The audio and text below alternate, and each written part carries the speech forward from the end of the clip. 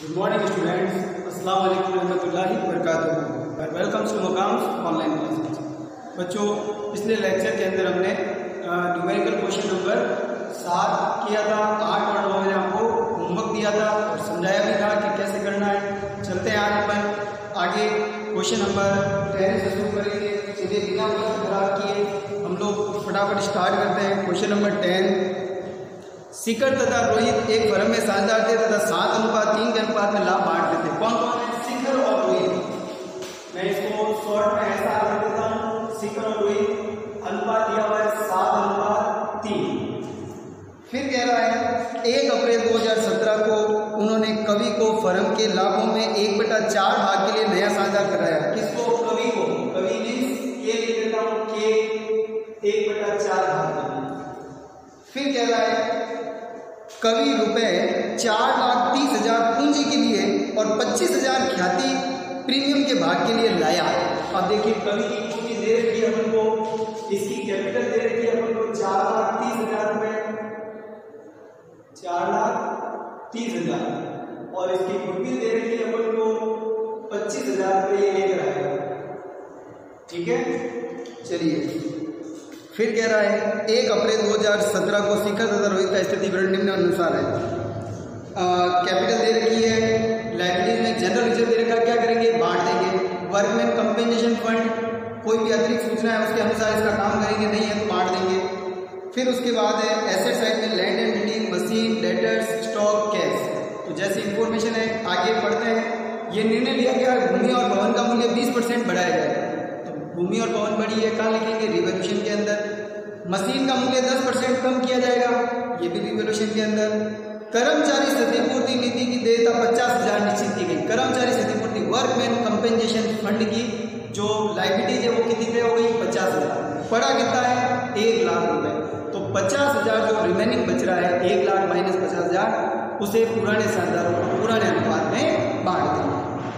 शिखर तथा रोहित की पूंजी कवि द्वारा लाई गई पूंजी के आधार पर समाई दी जाएगी। अब देखिए यहाँ पर इन दोनों की जो पूंजी होगी, बैलेंस शीट होगा, वो इसके अकॉर्डिंग होगा। तो बस पहले फर्म की कुल पूंजी निकालेंगे और फिर शिखर और रोहित का हिस्सा निकाल लेंगे। आवश्यकता अनुसार रोकड़ लाया जाएगा और भुगतान किया जाएगा। बाई कैश और टू कैश से इसका समायोजन करना है पार्टनर्स कैपिटल में। पुनर्मूल्यांकन खाता 7,000 के पूंजी खाते नई फर्म का स्थिति विवरण तैयार कीजिए। चलिए बनाते हैं अपन सबसे पहले रिवोल्यूशन अकाउंट। तो चलिए बेटा रिवोल्यूशन बनाते हैं। रिवोल्यूशन में देखो पहला पॉइंट है भूमि भवन का मूल्य 20% बढ़ाया जाएगा। भूमि और भवन अभी कितना है? लैंड और बिल्डिंग 3,50,000। 3,50,000 का 20% बढ़ाएंगे तो बढ़ाएंगे तो कहाँ लिखेंगे? बाय वाली साइड में बाय लैंड एंड बिल्डिंग 3,50,000 गुणा 20%, ये हो जाएगा 70,000 रुपये, ठीक है भाई। फिर मशीन का मूल्य 10% कम किया जाएगा। मशीन कितनी है? 4,50,000। तो 2 मशीनरी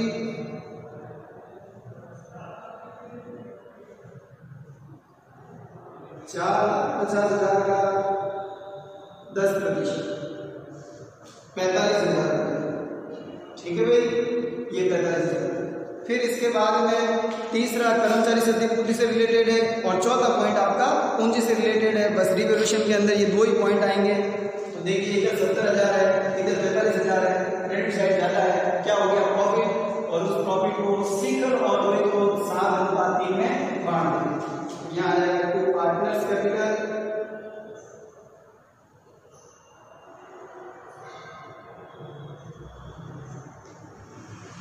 शिखर और रोहित। अब देखिए 25,000 प्रॉफिट है इंटू 7/10 और रोहित का 25,000 इंटू 3/10, 7:3 है। 0 से 0 कट, 0 से 0 कट, 25 से 175, 17,500 और 25 किया 75, 7,500 हो गया। टोटल 25,000। दोनों तरफ के जोड़ कर दीजिए बराबर 70,000, 70,000। अब आते हैं पार्टनर्स कैपिटल। बहुत इजी है, बहुत सिंपल सा है। पार्टनर्स कैपिटल ये मैं SRK सीकर रोहित कवि शॉर्ट में लिख रहा हूं यहाँ पर सीकर रोहित कवि। ठीक है बच्चों, चलिए तो सबसे पहले क्या लिखा जाता है, ओपनिंग बैलेंस लिखा जाता है कैपिटल का। कैपिटल का ओपनिंग बैलेंस जो है किसका, पुराने साझेदार। तो यहाँ पर लिखेंगे बाय बैलेंस BD,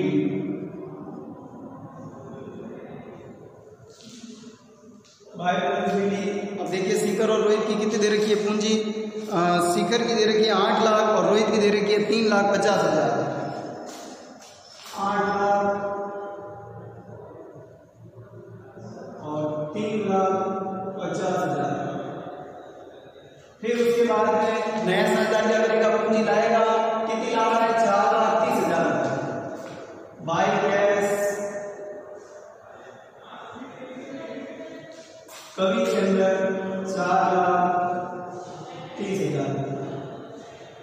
ठीक है बच्चों, अब आते हैं समायोजन, नया लाभ वाले अनुपात। तो देखिए यहाँ पर सिर्फ और सिर्फ क्या दे देता है, पुराना अनुपात और नए साझेदार का अनुपात। इस कंडीशन के अंदर वैसे नए की अपन को अभी यहाँ जरूरत ही नहीं है, जरूरत किसकी है, सिर्फ त्याग के अनुपात की। क्यों कि नया साझेदार जो ये गुडविल लाया है इसे पुराने साझेदार या त्याग करने वाले साझेदारों को त्याग के अनुपात में बांटी जाती है। यहाँ पे अपन को त्याग दिया हुआ नहीं है, तो सूचना के अभाव में पुराने अनुपात को त्याग का अनुपात माना जाता है। ठीक है बच्चों, तो पुराने अनुपात को त्याग का अनुपात मानेंगे। तो अब यहाँ से सबसे पहले तो गुडविल अकाउंट पहले खुला हुआ है क्या, नहीं है, तो सिर्फ नई वाली बटेगी नए साझेदार की। तो ये हो गया बाय गुडविल।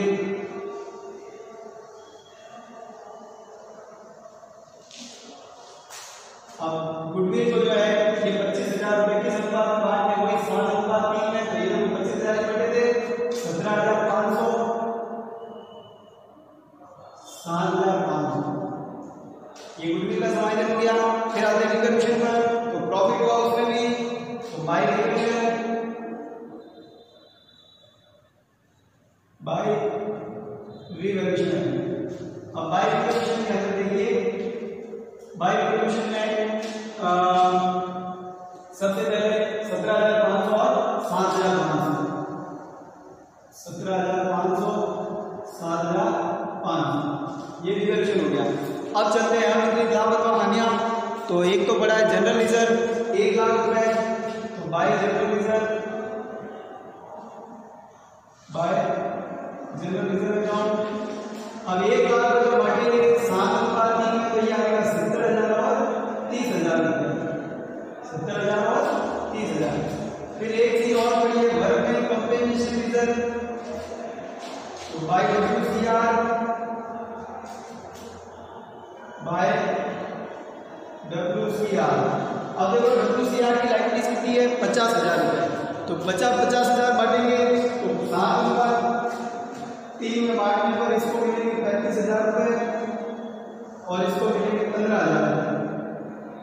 ठीक है भाई, जब 50,000 रुपए बांटेंगे, ये देखो 50,000 इसको बांटना है 7/3 में, तो अनुपात होगा ये 10 हो गया।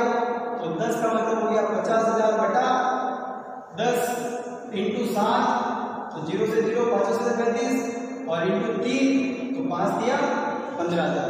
ठीक है बच्चों, चलते हैं आगे। तो ये अब विपरीत लाभ अथवा हानियों का समायोजन हो गया।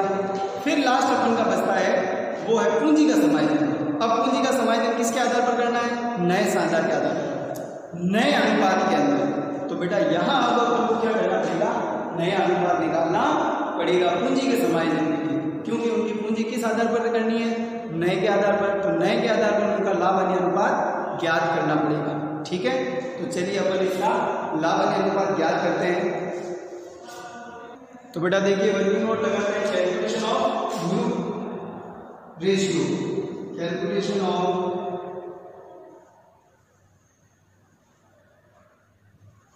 न्यू प्रॉफिट रेशियो, नया लाभ अनुपात। अब नए लाभ अनुपात में देखिए जैसे कुछ नहीं दिया हुआ है, तो फर्म के लाभ को कितना माना जाता है, 1, उसमें से नए साझेदार का हिस्सा घटा दिया जाता है। ठीक है, तो बेटा यहाँ पर calculation of new profit ratio के अंदर सबसे पहले माना फर्म का लाभ 1, माना फर्म का लाभ बराबर 1। अब यहाँ पे कवि का हिस्सा, तो कवि का हिस्सा हमको दिया हुआ 1/4, तो हम निकालेंगे शेष हिस्सा 1 - 1/4 करेंगे तो सीधी सी बात है कितना आएगा 3/4 आएगा। ठीक है, अब ये 3/4 पुराने साझेदारों को उनके पुराने अनुपात में बांटेंगे। तो यहाँ लिख सकते हैं अपन इसका शिखर और दूसरा है रोहित। तो शिखर का नया लाभ याद करते हैं अपन।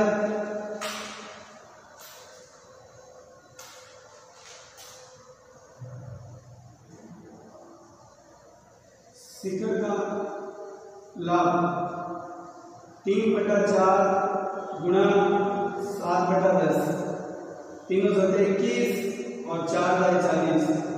फिर उसके बाद शिखर के बाद अगला है रोहित। तो रोहित का हिस्सा निकालेंगे अपन। रोहित का लाभ हो जाएगा आपका 3/4 इंटू 3/10, 3 या 9, 4/40। ठीक है, अब देखिए तीनों का जब नया अनुपात निकालेंगे तो तीनों का अनुपात ऐसे शॉर्ट में लिख देता हूँ S, R और K। तो S का जैसे कि आपका आएगा 21/40, R का आएगा 9/40 और K यानी कवि, अब कवि का हिस्सा कितना है 1/4 है, 1/4। तो अपन को पता है ये दोनों 40 है तो इसको भी 40 करना पड़ेगा। तो जब इसको 40 करेंगे तो आएगा 21/40 अनुपात 9/40 अनुपात 10 से गुणा करेंगे तो 10/40 यानी अनुपात हो गया 21:9:10, 21:9:10। ये क्या आ गया नया लाभ अनुपात। अब उनकी जो पूंजी है वो इस अनुपात में रहेगी 21:9:10 के अनुपात में। ठीक है बेटा, तो चलिए अब अपन गणना करते हैं पूंजी की। पूंजी की गणना में देखिए, पूंजी की गणना में किसके आधार पर करनी है, कवि के आधार पर। तो सबसे पहले फर्म की कुल पूंजी, तो फर्म की कुल पूंजी बराबर 4,30,000 इंटू 4/1, वही उल्टे अनुपात से गुणा। तो 4,30,000 इंटू 1/4 का उल्टा 4/1, इससे हो जाएगा बेटा आपका 17,20,000 रुपये, 17,20,000 रुपये। अब देखिए ये 17,20,000 में आप लोगों को हिस्सा सिर्फ किसका निकालना है, शिखर और रोहित का। तो यहाँ लिखेंगे शिखर की पूंजी, शिखर की पूंजी बराबर 17,20,000 गुणा 21/40, 21/40 जो अभी अपन ने अनुपात निकाला था नया उसके आधार पर। तो देखो जब इसको सॉल्व करेंगे अपन लोग 0 से 0 गया, 4 के कारण से इसको काटे देखो तो 4 चौक 16, पीछे 1 बचा 4 दिया 12, 1 2 3 0, 1 2 3 0, 43,000 बताया 43,000। अब इस 43,000 का 21 से करेंगे तो 3 0 तो ये हो गए 1 2 3, 21 क्या 63 का 3 हासिल लगी 6, 21 चौक 84 और 6 90, 9,03,000 रुपये, 9,03,000 रुपये। फिर आते हैं रोहित की पूंजी निकालते हैं। तो रोहित की पूंजी बराबर वही 17,20,000 इंटू 9/40। तो अब देखिए वही 0 से 0 कटेगा और ये कटेगा 43,000, 43 इंटू 9, तो ये हो जाएगा आपका 3 लाख, नहीं सॉरी 9 के 27 का 7 हासिल लगी 2, 9 चौक 36 और 2 38, 3,87,000। ये पूंजी आ गई इसकी रोहित की पूंजी, इसकी आ गई रोहित की। बेटा देखो एक तरीका और है, जैसे अपन ने नया अनुपात निकाला, नया अनुपात निकाल के फिर उसको बांटा तो वो प्रोसेस लंबा हो गया है ना। एक तरीका इसका इसमें ये भी है कि जब कुछ नहीं दिया हुआ अपन को त्याग वगैरह का अनुपात है ना, तो नया निकालने की जरूरत नहीं। कैसे करेंगे इसको देखो, कि जैसे गारंटी वाले सवाल करते हैं ना कि पहले गारंटी वाले शानदार को दे दो, बाकी बचे तो बाकी वालों को बांट दो। तो यहाँ पर भी फर्म की कुल पूंजी निकाल ली, जैसे 17,20,000 रुपये। अब इस 17,20,000 के अंदर जो है इसकी पूंजी 4,30,000 रुपये में घटा दो इसको। भाई कुल में से ये नए वाली घट गई तो ये आया 12,90,000 रुपये। ये 12,90,000 रुपये इन दोनों की पूंजी होगी, वो इन्हीं के अनुपात में होगी, 7:3 के अंदर। क्योंकि देखो जब आप इन दोनों का अनुपात निकालोगे ना दोनों, जैसे इसका अनुपात आएगा 21 और इसका आएगा 9, तो देखो अभी भी इसका अनुपात कितना आएगा 7:3 काटेंगे तो ये सेम रहेगा। ये कब करना है जब कुछ नहीं दिया हुआ हो तब त्याग के बारे में, तो अपन ऐसा कर सकते हैं, ठीक है। तो भी आपकी पूंजी में ये की आएगी, तो उसमें नया काम का अनुपात निकालने की आपको जरूरत नहीं पड़ेगी। चलिए तो ये अपनी पूंजी आएगी, बैलेंस शीट लिख देते हैं, टू बैलेंस सीडी। अब बैलेंस शीट में सीखने का आएगा 9,03,000, रोहित का 3,87,000 और के का 4,30,000। इसमें बदलाव कुछ नहीं होता है। चलिए अब दोनों बॉक्सों की टोटल में चेक कीजिए, देखो सिंगल का या रोहित का किसका ज्यादा है, तो यहाँ पे देखो ये 8,17,517 ये हो गए 35,000, 35 और 70 1 5 यानी 9,05,000, 9,05,000 और 9,40,000। तो इसका मतलब ये क्रेडिट साइड ज्यादा है तो ये ले जाएगा सीधर। तो याद रखिए टू कैश बैलेंसिंग फिगर। अब देखिए कितनी टोटल हो रही है इसकी टोटल हो रही है 9,40,000। 9,40,000 में से 9,30,000 घटाएंगे तो बचेगा 37,000 रुपये, ये कैश लेके जाएगा। चलिए इसका चेक करो, 3,50 और 15, 3,65, 3,65 और 3,95, 4,10,000 ये भी लेके जाएगा, 4,10,000 रुपये। और इसका तो 4,30,000 ये रहेगा। 4,10,000 में से 30 इसका से घटाएंगे तो ये बच गया 13 और 23,000 रुपये, ये 23,000 रुपये लेके जाएगा, ठीक है। चलिए दोनों बॉक्सों की टोटल बराबर हो गई 9,40,000, 4,10,000 और 4,30,000, ठीक है बेटा। तो ये तो हो गई अपन के पार्टनर्स कैपिटल अकाउंट। अब अपन बनाते हैं इसकी बैलेंस शीट। चलिए बेटा बैलेंस शीट बनाते हैं। तो बैलेंस शीट में वही पुराने फॉर्मेट के आधार पर ही सबसे पहले क्या दिया हुआ था बैलेंस शीट के लायबिलिटीज में कैपिटल्स। तो अपन ने पहले कैपिटल्स लिख देते हैं, कैपिटल्स। अब देखिए कैपिटल जो है तीनों की नई वाली लिखनी है अपन को। कैपिटल तीनों की नई वाली 9,03,000 बैलेंस शीट जो है वो लिखते हैं। शिखर, रोहित और कवि 9,03,000, 3,87,000, 4,30,000। तो ये हो जाएगा आपका टोटल वही 17,20,000 जो भी अपन ने कुल पूंजी निकाली थी 17,20,000, ठीक है।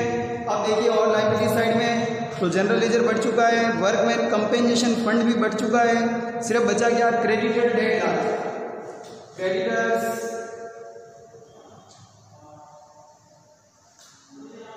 1,50,000, ठीक है भाई। फिर और कोई लायबिलिटीज नहीं बनी कोई। हाँ एक लायबिलिटीज है वर्कमैन कंपेंसेशन फंड। तो वर्कमैन कंपेंसेशन फंड आपका कितना दिया हुआ है 50,000 रुपये। वर्कमैन कंपेंसेशन फंड कितना 50,000 रुपये। 1,00,000 का जिसमें से 50,000 बच गया था और उसने कहा था भविष्य में कितना रखना है इसको 50,000 रुपये निर्धारित की गई, निश्चित की गई, ठीक है, दावे की राशि। फिर इसके बाद में और कोई लायबिलिटीज नहीं है। एसेट साइड में आते हैं land and building. Land and building. अब लैंड एंड बिल्डिंग का मूल्य क्या हुआ था बढ़ा था, है ना।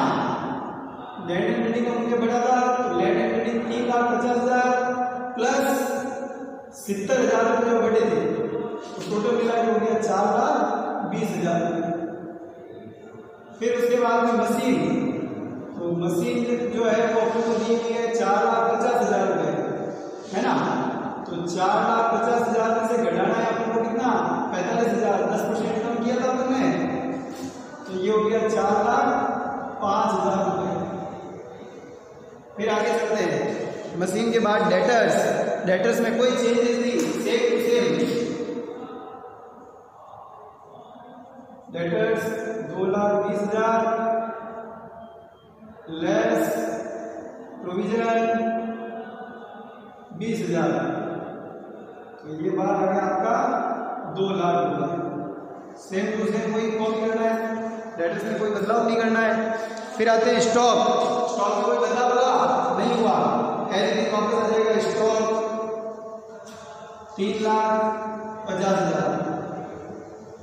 और फिर उसके बाद में अगला दिया हुआ है कैश। अब कैश को बड़े ध्यान से करेंगे, देखिए कैश का बैलेंस अपन को पहले दिया हुआ है 1,50,000 रुपये। देखो 1,50,000 में जो आया उसको जोड़ दो, जो गया उसको घटा दो, तो आया कौन सा, तो एक तो ये कवि जो है ना वो क्या लाया था, कैश लाया 4,30 और गुडविल भी लाया था, तो 4,30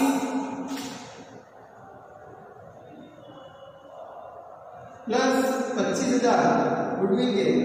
फिर इन दोनों ने निकाले थे, तो देखो एच और आर ने निकाले 37,000 और 23,000, जो इनकी एक्स्ट्रा पूंजी पड़ी है उसको 37,000 और 23,000, तो टोटल हो गए देखो डेट और 4,30 5,80 और 25, 5,80 और 25 हो गए आपके 6,05,000।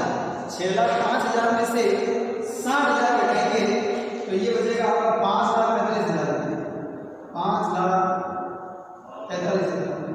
चलिए दोनों बॉक्सों की टोटल करते हैं, बराबर आनी चाहिए। 17,20, 18,20, 18,70, 19,20,000। देखो बैलेंस शीट की टोटल 19,20,000 है क्या आपने यहाँ पे दी हुई बैलेंस शीट में, बिल्कुल सही दिया हुआ है 19,20,000, 19,20,000। चलो इधर भी चेक करते हैं, 19, 4 और 4 8 लाख का ये हो गए, 8 और 10 लाख, 10 और 3 13, 13 और 5 18 लाख हो गए। चलो 18 और 50 और 20, 50 और 45 95,000, तो 18 लाख 95,000, 95 और 5 1 लाख पूरा हो गया, तो 19 लाख हो गए, 20,000 ये बढ़े 19,20,000। ठीक है बेटा, तो ये था हमारा क्वेश्चन नंबर 10। बहुत सिंपल क्वेश्चन है बेटा, बहुत सिंपल सा, ठीक है, और आसान भी है। तो अब अपन चलते हैं अगले क्वेश्चन की तरफ। ये आपको होमवर्क करने हैं क्वेश्चन नंबर 11 से लेके क्वेश्चन नंबर 14 तक, 11 से लेके 14 तक। अगर कोई दिक्कत हो तो मुझे बताना आप लोग, ठीक है। बाकी तो बहुत सिंपल क्वेश्चन है, बहुत इजी क्वेश्चन है। जो टिपिकल पॉइंट है वो मैं अभी देख लेता हूँ और आपको बता देता हूँ कि भाई इस पॉइंट में आप ये चीज़ करना, ठीक है। देखिए बेटा क्वेश्चन नंबर 11, ए और बी है पार्टनर, 3:2 में वो लाभ बांटते हैं। सी को एक बेटा 5 हिस्से के लिए प्रवेश देते हैं और स्थिति विवरण इस प्रकार है। तो कैपिटल दे रखी है, जनरल लेजर को बांटना है और एसेट साइड में जो गुडविल है उसे क्या करना है, पुराने साझेदारों को पुराने अनुपात में बंद कर देना है, यानी पार्टनर कैपिटल में 2 में आ जाएगा।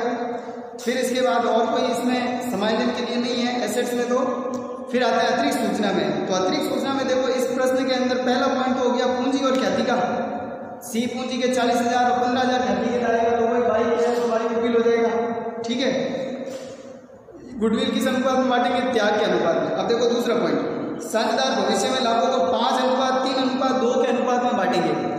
पुराना भी दिया हुआ है, नया भी दे दिया, तो अपन पुराना माइनस नया करके क्या निकाल सकते हैं, त्याग का अनुपात किसका, ए और बी का। तो आपको इस प्रश्न के अंदर त्याग का अनुपात की कैलकुलेशन करनी पड़ेगी वर्किंग नोट में, त्याग अनुपात की गणना, ठीक है, पुराना माइनस नए से। फिर उसके बाद तीसरे पॉइंट से लेकर के और पॉइंट नंबर 7 तक ये सारे रिवोल्यूशन वाले हैं कि भाई निवेशों के मूल्य में 20% की वृद्धि, यानी कि इन्वेस्टमेंट 20% बढ़ाना है, 20,000 का 20%। फर्नीचर 10% हास किया जाएगा, यानी उसको कम करना है, ये भी रिवोल्यूशन में लिखना है। फिर ग्राहक किसी फर्म को 2000 देने थे, दिवालिया हो गया, कुछ नहीं मिला, देनदार क्या हो गए, कम हो गए, तो ये देनदार कम होने से संपत्ति घटी, ये रिवोल्यूशन के डेबिट में हानि है ना। लेनदारों के 2000 रुपये कम किए जाएंगे, तो ये लेनदार कम होने से अपन को लाभ हो गया, तो ये रिवोल्यूशन के क्रेडिट में लिख देंगे बाई क्रेडिटर। मरम्मत के 1000 के बकाया बिल के प्रावधान किया जाएगा। आप देखो ऊपर दिया हुआ है क्या कहीं मरम्मत के बिलों का, नहीं है ना, तो आउटस्टैंडिंग बिल्स फॉर इलेक्ट्रिसिटी या repair, outstanding bills for repair, ये कितना हो जाएगा 1000, कहाँ लिखेंगे, रिवोल्यूशन के डेबिट में। इसी टाइप से अगला और दिया हुआ है कि निवेश पर उपार्जित ब्याज 2000 था, उपार्जित का मतलब एक्रूड इंटरेस्ट। अब क्या कहीं एक्रूड दिया हुआ है, नहीं दिया हुआ, इंटरेस्ट के बारे में कुछ नहीं दिया हुआ ऊपर बैलेंस शीट में, तो ये भी ब्याज क्या हो गया, बकाया, तो अपन को मिलेगा, तो इसे अपन एसेट्स में लिखेंगे, ठीक है, यानी कि संपत्ति बढ़ने वाले में लिखेंगे रिवोल्यूशन के डेबिट के अंदर, और एसेट्स में भी आएगा बैलेंस शीट में जब बनाएंगे तब। और ये बिल्स वाला जो है आउटस्टैंडिंग वाला, तो ये लायबिलिटीज के अंदर आएगा, ठीक है बेटा। और लास्ट है साधारण की पूंजी लाभ विभाजन अनुपात में होगी, तो बेटा जैसा कि सी की पूंजी अपन को दी हुई है 40,000 रुपये, अनुपात भी नया दिया हुआ है, तो यहाँ पे अपन को डायरेक्टली फटाफट फर्म की कुल पूंजी निकालनी है, वही 40,000 इंटू 10/2, उसका दिया हुआ है 532, उस अनुपात में बांट देंगे, ठीक है। बहुत सिंपल सा प्रश्न है, ये आपको होमवर्क करना है। अगला देखिए 12वां क्वेश्चन, उसमें भी ऐसा कोई नया पॉइंट नहीं है, बिल्कुल सिंपल है, ठीक है। बस इसके अंदर जो है, ठीक है बेटा, तो देखिए क्वेश्चन नंबर 14 तक आपको करना है। अगर कोई प्रॉब्लम आए तो आप मेरे को पर्सनल फोन करें या व्हाट्सएप करें, उसके जरिए पूछें, क्योंकि देखो बेटा कोई एक आध पॉइंट ऐसा होता है जो अपन को समझ में नहीं आता, बाकी तो जनरली अपन को पता ही है कि भाई रिवोल्यूशन में क्या लिखा जाएगा, पार्टिस कैपिटल में क्या लिखा जाएगा, बैलेंस शीट वापस कैसे बनेगी, है ना, ये सब चीज़ें तो है ही। कोई नया पॉइंट आता है